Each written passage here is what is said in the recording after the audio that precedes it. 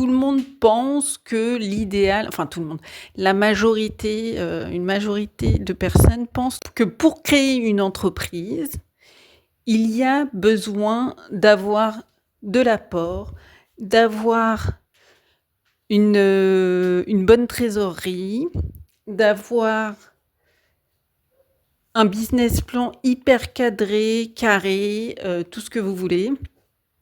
Et en vrai, moi, je me rends compte, après avoir fait 3 créations d'entreprises, limite 4, puisque l'actuelle, en fait, justement, je l'ai...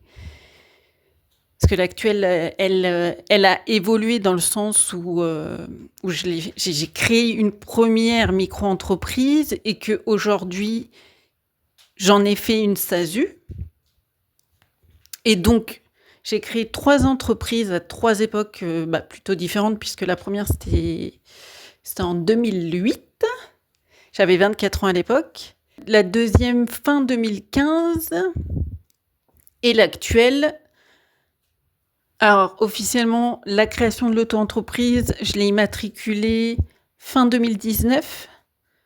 Dans la pratique, j'ai officialisé mon activité en mai 2020, quand j'ai su en fait que l'entreprise où j'étais en CDD et qui avait mis en stand-by le CDD puisque en fait il y avait plus d'activité, que en plus la personne que je remplaçais devait revenir début août.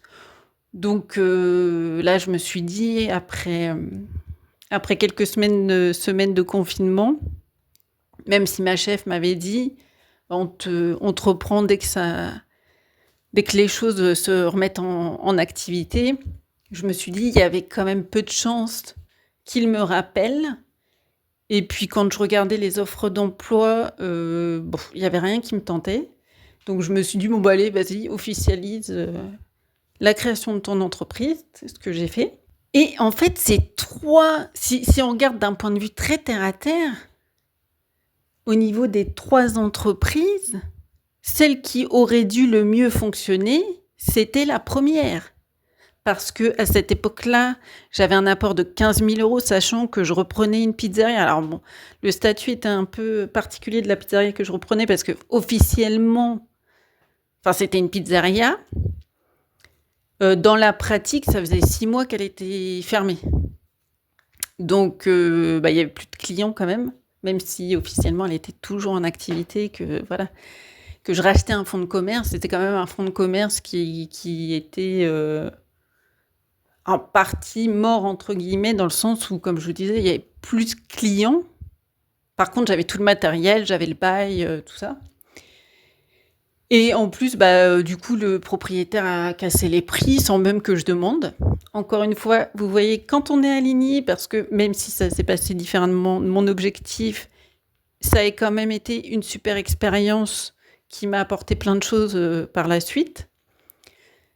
Donc spontanément, le propriétaire m'a baissé le prix de 4 000 €, sachant que ce qui faisait plus de 10% du prix, parce qu'en fait, la pizzeria était à 34 000 €. Il me l'a vendue à 30 000 €, sans que je demande quoi que ce soit.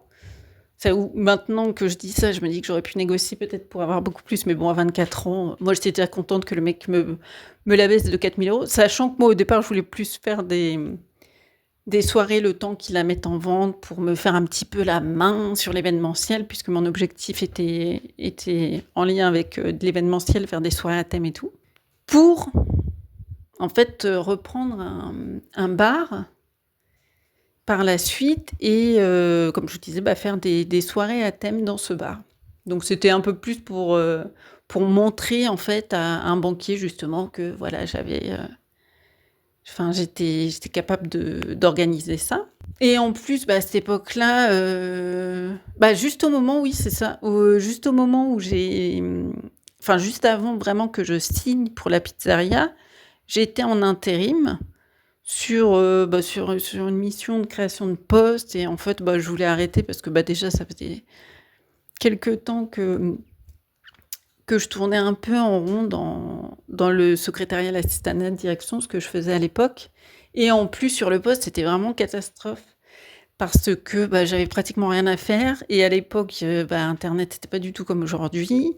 Et même le monde du travail était très différent d'aujourd'hui. Donc, en gros, déjà, c'était impossible de passer son temps sur Internet, encore plus sur son téléphone, parce que je pense qu'on n'avait même pas Internet sur notre téléphone à l'époque.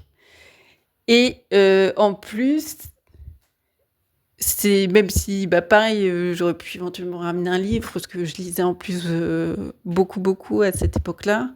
Mais c'était inimaginable dans une entreprise d'être là. Même si régulièrement, je demandais, est-ce qu'il y a des choses à faire à plusieurs interlocuteurs, et que tout le monde me disait non les 3/4 du temps. Et que quand on me donnait une mission, c'était très, très court. Enfin bref. Donc, c'est un peu juste pour situer le truc. Donc, en fait, au moment du renouvellement, où là, ils voulaient me prendre vraiment en CDI, de toute façon, moi déjà à l'époque, c'est pareil, c'était très loin de mon idée, mais bon, sur le papier, le poste semblait intéressant.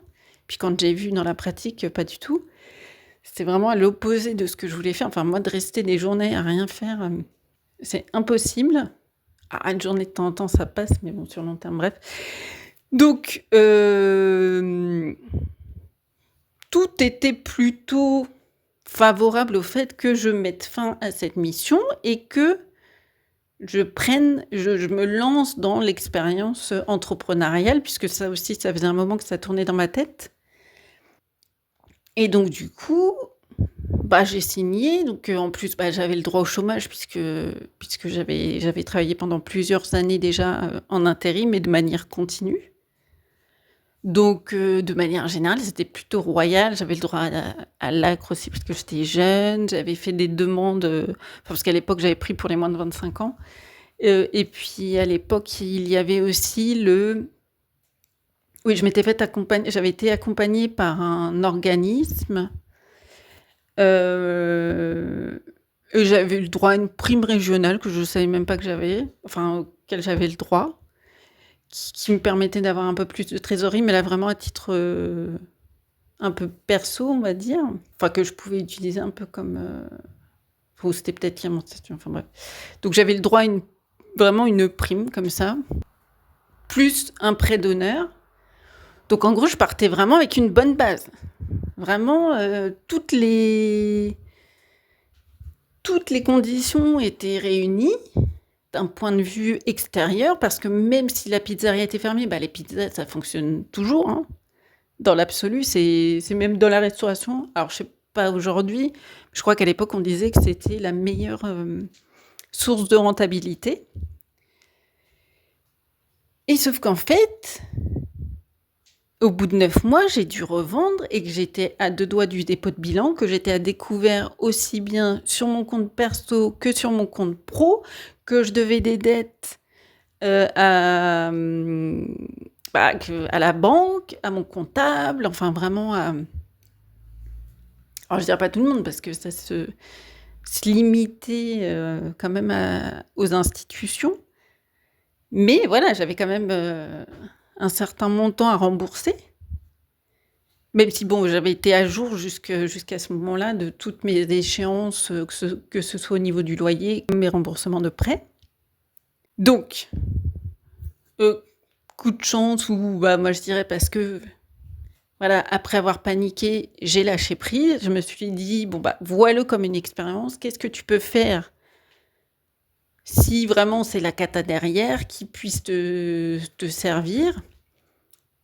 Et je crois que je l'ai déjà dit, mais c'est là où j'ai pensé partir à l'étranger, enfin bref. Et donc du coup, j'ai revendu, j'ai pu tout rembourser. Ensuite, donc comme j'ai dit, je suis partie à l'étranger, je suis revenue en France, j'ai repris l'intérim dans toujours l'assistanat de direction et d'équipe, mais là avec une carte en plus, parce que du coup je parlais anglais. Et donc, j'ai eu des postes où j'étais mieux rémunérée, des missions que moi je trouvais plus intéressantes. Et pareil, au bout d'un moment, je me suis rendu compte que ça me saoulait. Donc j'ai voulu arrêter. Là, j'avais quand même, plutôt même si j'avais toujours quelque part en tête l'idée de me remettre à mon compte, j'avais plutôt l'idée de changer de métier. Donc j'avais repris mes études pour faire de l'événementiel et en même temps, en fait, la seule école qui proposait ça dans le cadre parce que je voulais quand même quelque chose qui soit, enfin que ce soit une formation qui était prise en charge par à l'époque, c'était le FONGECIF, enfin bref, par un organisme, en fait, l'idée, c'était une formation où j'avais rien à payer et en plus, comme je savais que c'était possible, où je pouvais être rémunérée en même temps. La seule école qui répondait à ces critères, qui proposait de l'événementiel, c'était une école de commerce qui, en parallèle, en fait, nous faisait faire un bac+3, bac+4 avec un côté entrepreneuriat. Où on pouvait, enfin, l'idée, c'était aussi de développer sa culture entrepreneuriale et tout.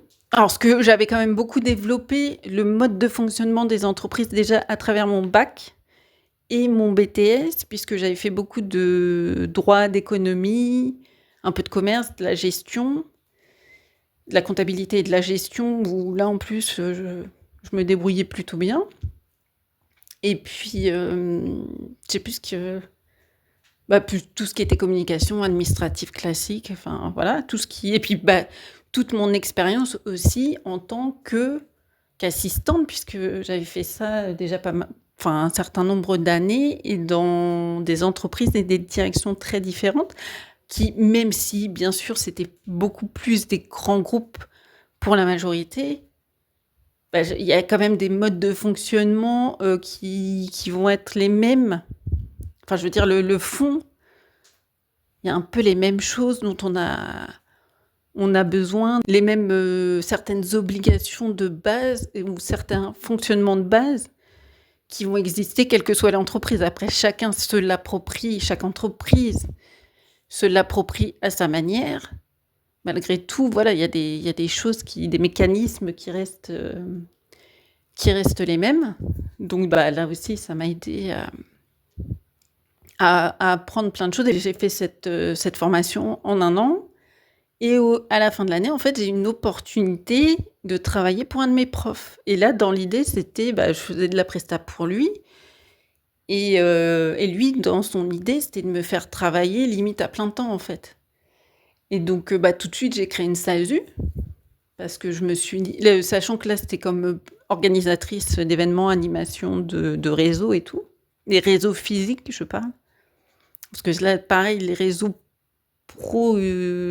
sociaux, enfin qu'on appelle sociaux aujourd'hui, mais plutôt Internet, ça a commencé à se mettre en place en France, mais ça restait, c'était beaucoup, beaucoup moins important et facile, on va dire, à utiliser qu'aujourd'hui.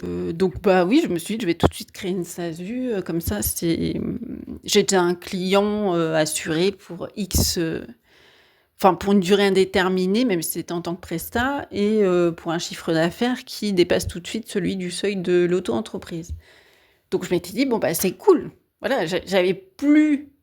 Ah oui, parce que sur la première, j'ai oublié de préciser, en fait, j'avais revendu, j'avais remboursé toutes mes dettes. Par contre, j'ai rien récupéré au niveau de mon apport. Et comme après, je suis partie à l'étranger... Bah là, c'est pareil. En fait, j'ai vécu.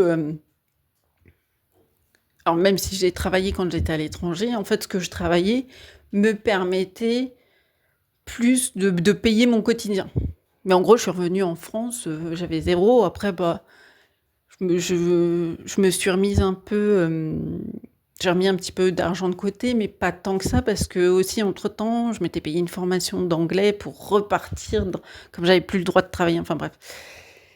Donc voilà, quand j'ai créé ma deuxième entreprise, c'est pareil, j'avais, je sais pas, j'avais peut-être 2 000 à 3 000 € grand max, je suis même pas sûre que je les avais en plus, d'apport entre guillemets. Sachant qu'en plus, là, j'avais emménagé à Paris, que je payais un loyer qui, même s'il était intéressant pour Paris, était plus cher que celui que je payais quand j'avais créé ma première entreprise.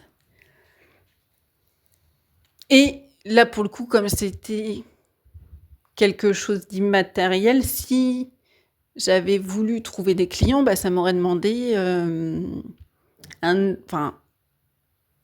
dans la croyance populaire, un certain investissement pour toucher des clients, vu que je venais d'un milieu qui était très différent de l'événementiel, même si en vrai, j'aurais pu aussi voir du côté des entreprises où j'avais déjà travaillé.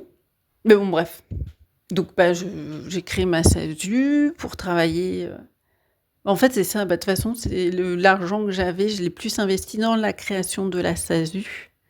Parce que j'avais fait appel à un avocat pour faire toutes les démarches administratives de la création de la SASU.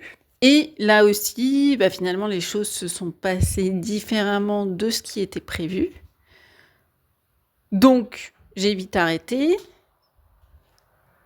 D'autant plus que dans tous les cas, en fait, au niveau de l'activité sur laquelle j'avais une opportunité d'intervenir, c'est pareil, elle se développait très différemment de ce qu'envisageait son fondateur, enfin même ses fondateurs. Et là, pour le coup, par contre, j'ai tenu un peu plus longtemps. Je suis restée 18 mois, mais comme je l'ai dit dans un autre épisode, ça s'est fini un peu en burn-out / dépression. Donc voilà, mais là aussi, ça m'a apporté plein d'autres choses, notamment un gros travail sur la gestion des émotions, sur d'autres choses. Et là, j'ai créé ma 3e entreprise. Et pour le coup, alors là, vraiment, zéro d'apport. J'avais même déjà quelques dettes sur d'autres choses, parce que là, pareil, entre-temps, je suis repartie... Non, je suis pas repartie, mais j'ai repris des formations que je me suis en grande partie autofinancée. J'ai déménagé, en plus les conditions étaient très différentes entre les 2 logements, donc du coup il a fallu que j'investisse pour le nouveau logement. Donc puis j'ai quitté l'Île-de-France où je me déplaçais en transport en commun, là il fallait récupérer une voiture, enfin bref, c'était des conditions qui faisaient que là j'avais dû pareil quelque part emprunter. Et dans l'idée, moi, j'arrivais ici pour me stabiliser justement sur plein de... autant financièrement que à titre perso et pro. Et que c'est plus, quelque part, les conditions qui ont fait que je me suis dit, vas-y, lâche et puis relance maintenant, quoi. Donc je l'ai fait. Et là, finalement, ça fait plus de 5 ans que je suis en activité. Et que, même si, comme je l'ai dit dans le précédent épisode, le premier semestre a été un peu compliqué, mais sinon, depuis le début, mon activité va va crescendo, que ce soit en termes de chiffre d'affaires, de typologie de clients, de nombre de clients, de variété de clients, de variété d'interventions. Parce que pour moi, ça c'est un de mes kiffs, c'est la diversité. Même quand j'étais assistante, en fait, j'ai toujours été assistante polyvalente, quel que soit le titre qui était attribué officiellement, puisque j'avais toujours plein de missions différentes. J'ai même eu des fois 2 postes différents dans une même entreprise en même temps. Il y avait une où je travaillais, un service, une direction où je travaillais le matin et un autre l'après-midi. Donc vraiment, et au sein de ces 2 services, c'est pareil, j'avais plein de missions différentes. Donc vraiment, c'est vraiment un de mes trucs. Et même là, comme je le dis, le premier semestre, c'était un peu compliqué. En fait, il y a quand même des opportunités hyper intéressantes qui sont en train de se mettre en place, au-delà des nouvelles idées que j'ai aussi pour développer mon activité. Donc finalement, tout ça pour dire que contrairement à ce que l'on pense, et ça, je peux en parler aussi parce que ça fait plus de 3 ans que je fais des réseaux. Donc, comme je suis arrivée célibataire, je connaissais personne ou presque. Et même les personnes que je connaissais, il y en a une que je voyais 2 fois dans l'année. Et l'autre, on s'est embrouillé à la sortie du premier confinement. Donc, autant vous dire que voilà, je connaissais, c'est comme si je connaissais personne. Donc, il a fallu que je développe mon réseau. Donc, c'est là où j'ai investi avec le peu que j'avais et j'ai trouvé en fait des manières de le faire qui pouvaient correspondre aux peu de moyens financiers que j'avais. Et petit à petit, voilà, ça a évolué. Petit à petit, j'ai accepté aussi de mettre mon ego de côté, de demander aussi à mes parents, par exemple, de me prêter de l'argent. Chose que jusqu'à présent, je n'avais jamais fait, que je m'étais toujours refusée de faire. Et là, cette fois, je l'ai fait et ils ont accepté. Après, c'est aussi parce que voilà, ils pouvaient le faire à ce moment-là.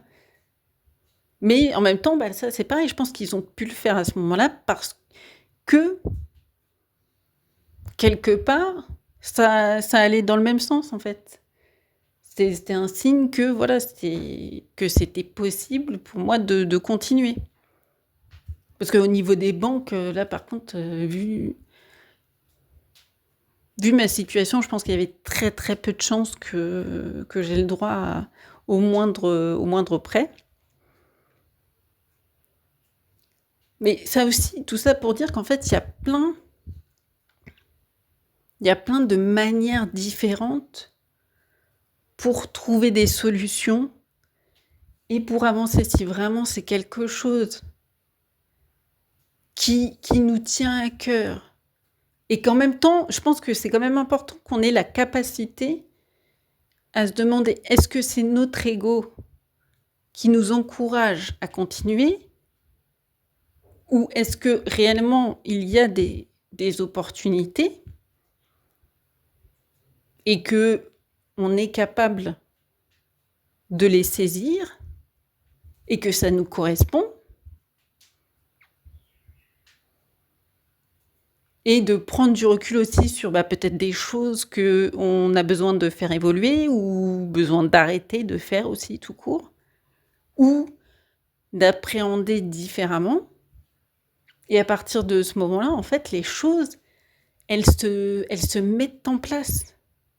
Mais c'est vrai, moi, je dirais que vraiment, les choses les plus importantes que j'ai appris grâce à mes créations d'entreprise et même, je dirais, tout ce que j'ai pu voir, que ce soit au sein des entreprises dans lesquelles j'ai travaillé ou par rapport à des expériences qu'ont pu vivre des personnes que j'ai connues ou que je côtoie encore aujourd'hui, que je connais, c'est qu'en fait, il n'y a aucune manière sûre d'entreprendre. Et qu'il y a, en fait plein de manières différentes de le faire, contrairement, même si même si une grande majorité de personnes, qui en plus des fois c'est des personnes qui n'ont jamais entrepris de leur vie, qui vont vous donner des conseils entre guillemets, ou qui vont vous dire comment vous devez faire, parce que ça, moi, je l'ai eu. Même à 24 ans, il y a un mec, je me rappelle, un client de 40 ans qui avait hésité à reprendre la pizzeria, mais pour en faire un autre commerce, et qui ne l'avait pas fait parce que sa mère et sa copine lui avaient déconseillé, et qui, derrière, venait me donner des conseils, alors que lui n'avait jamais rien fait. Donc je me suis dit, alors c'est pas, pour le coup, il aurait pu me donner de bons conseils, Ça, c'est la question, elle est ailleurs. C'est juste que là, c'était même pas des conseils en fait. C'était plus de me dire comment je devais faire. Donc, moi, je suis désolée, le mec qui écoute sa mère et sa copine, qui a passé la quarantaine, alors que lui, il a vraiment envie de le faire, et qu'à la place de le faire, en fait, en plus, c'était un mec qui picolait. Je me dis à un moment donné, c'est peut-être te poser les bonnes questions. Pourquoi t'écoutes? Même si je peux comprendre qu'on ait envie d'écouter les autres, que ça puisse être rassurant, que son entourage nous encourage, et c'est vrai que ça contribue. Moi, c'est vrai que j'ai la chance que même si mes parents ne m'ont jamais encouragée directement, ils n'ont jamais cherché à me décourager non plus, ça c'est sûr. Et puis comme je le dis là sur la dernière entreprise, ils ont même accepté de me faire un prêt. Et même sur la première entreprise, ils m'avaient aidé aussi à nettoyer la pizzeria. Enfin, c'est vrai qu'ils m'ont quand même toujours apporté leur soutien d'une manière ou d'une autre. Et c'est sûr que c'est hyper important.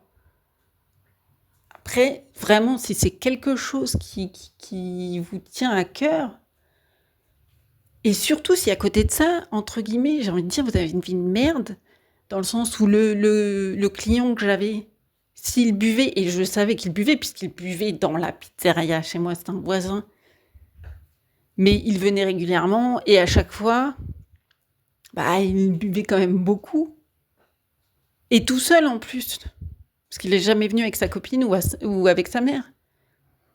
Et s'il se mettait dans cet état-là, c'est que quelque part, il était mal dans sa vie. Donc peut-être que même si ça aurait pu sembler être une mauvaise idée de reprendre la pizzeria et d'en faire le commerce qu'il voulait en faire, au moins peut-être que le fait de s'être lancé dans quelque chose qui lui tenait à cœur, ça l'aurait aidé à se sentir mieux à côté. Bref, tout ça, encore une fois, et je m'arrête là après parce que sinon je vais continuer, je vais encore partir dans tous les sens, que c'est important de s'écouter soi. Et même si vous vous plantez, à partir du moment où vous êtes capable de prendre du recul pour voir qu'est-ce que ça a pu vous apporter cette expérience, qu'est-ce que vous pouvez faire après, en fonction des circonstances dans lesquelles vous serez. Et il y a toujours quelque chose que l'on peut faire, même si c'est quelque chose que peut-être on aurait préféré éviter, mais plus par question d'ego que parce que ça nous met dans un danger ou je ne sais quoi. Ça vaut le coup, franchement, c'est hyper... Enfin, moi, je sais que, comme je vous dis, j'ai perdu tout l'argent que j'avais. Et à l'époque, pour moi, c'était hyper important parce que j'étais vraiment beaucoup dans le manque. Donc même si c'était de l'argent qui dormait sur mon PEL, et malgré tout, oui, ça m'a fait mal. Je me suis imaginé que j'allais finir, alors peut-être pas dans la rue, mais limite, quelque part dans mes pires cauchemars, je pouvais partir là-dedans. J'avais des crises d'angoisse, mais vraiment, j'avais comme une pointe dans le cœur, dans les poumons, je sais pas trop, mais bref, au niveau de... C'est comme si on enfonçait quelque chose dans ma poitrine. Malgré tout, j'y retournerai.